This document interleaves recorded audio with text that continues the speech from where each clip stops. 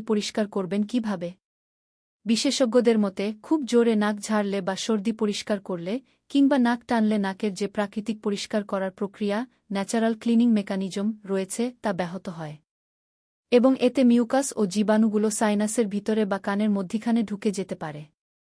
এর জেরে সাইনাসে ইনফেকশন, কানে ব্যথা, এমনকি কানের পর্দা ফেটে যেতে পারে।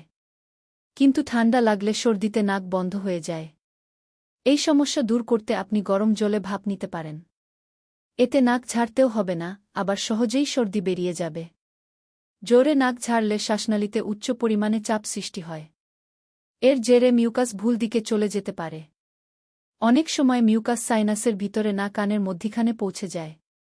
এর জেরে প্রাথমিক যে সমস্যা হয় তা হল আপনি দ্রুত সুস্থ হয়ে উঠতে পারেন না। সর্দি যেন কমতেই চায় না। শ্বাসযন্ত্রে মিউকাস গুরুত্বপূর্ণ ভূমিকা পালন করে। এটি প্রতিরক্ষার কাজ করে প্রাথমিক স্তরে। এটি ব্যাকটেরিয়া, ভাইরাসকে আটকে দেয়, ভিতরে প্রবেশ করতে দেয় না। হাঁচিকাশির মাধ্যমে মিউকাস সমস্ত ব্যাকটেরিয়া, ভাইরাসকে শরীর থেকে বাইরে বের করে দেয়। ঠান্ডা লাগলে মিউকাস উৎপাদনের পরিমাণ বেড়ে যায়, এটা ভাইরাসের সঙ্গে লড়াই করার একটি উপায়। কিন্তু ভুল উপায়ে নাক ঝাড়লে বা পরিষ্কার করলে তখনই সমস্যা দেখা দেয়। অনেক সময় নাক দিয়ে রক্তপাত হয় এবং সংক্রমণ দেখা দেয়।